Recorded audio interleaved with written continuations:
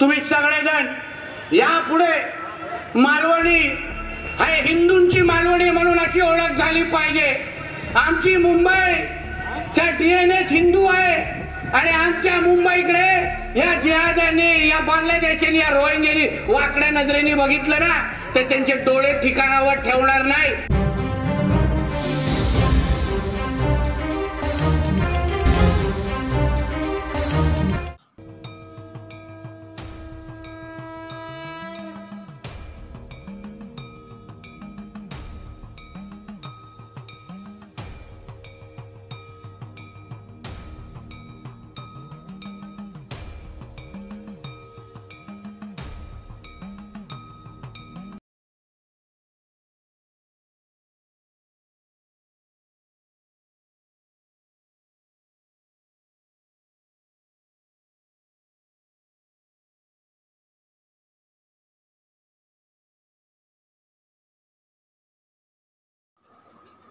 Mud महाशिवरात्रीनिमित्त ऐतिहासिक किल्लेश्वर मंदिराला आमदार असलम शेख यांनी दिली भेट। नितेश राणेचे वक्तव्य हे समाजात द्वेष निर्माण करणारे।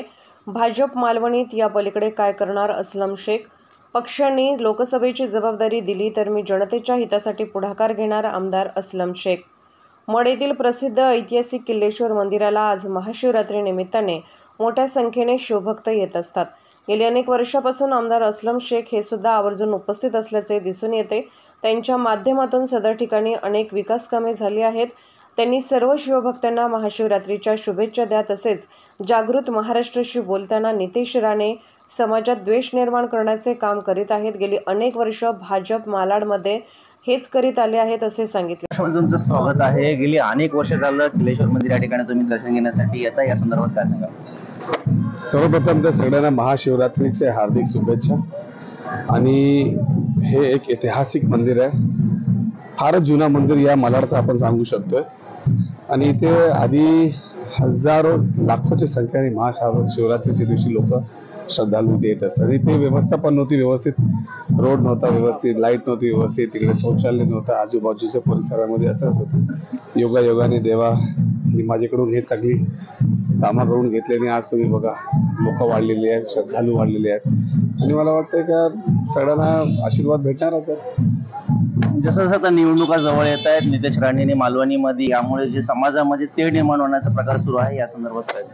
भारतीय जनता पार्टीला माहित आहे की ते निवडणुका हारत आहेत। आता त्यांच्याकडे कामं केलेली असं काय लोकांकडे जाण्यासारखं नाही।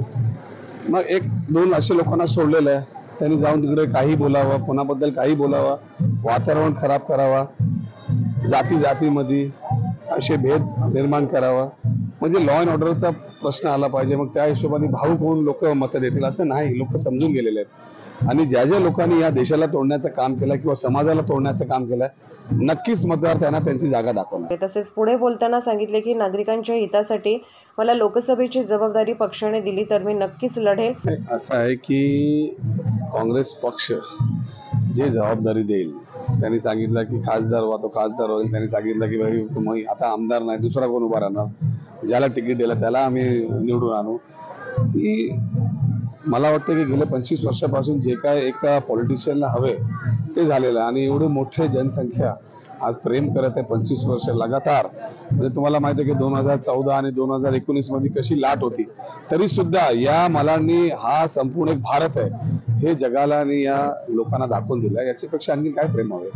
या प्रसंगी माजी नगरसेवक वीरेंद्र चौधरी, मुंबई विभागीय काँग्रेस कमिटी महासचिव डॉक्टर नॅक्सन नाटके, मुंबई मच्छीमार काँग्रेस अध्यक्ष धनाजी कोळी, वॉर्ड अध्यक्ष ॲडव्होकेट विक्रम कपूर, संगीता कोळी, वॉर्ड अध्यक्ष इर्शाद शेख, आसिफ पावसकर, हसन शेख, सुफियान शेख, मुरली पटनायक, नना शेख, अमजद अली शेख, अमीर शेख, फरीद शेख, नशउल्ला शेख, इर्शाद शेख, फरजना सोलकर, शहनाज शेख, शिंदे, जावेद शेख, मधु सिंगसह अनेक कार्यकर्ते उपस्थित होते। जागृत महाराष्ट्र न्यूज, मड, मालाड। महाराष्ट्राला ट्विटर, इंस्टाग्राम, फेसबुक आणि यूट्यूबला फॉलो करा। तसेच बातम्यांना लाईक आणि शेअर करायला विसरू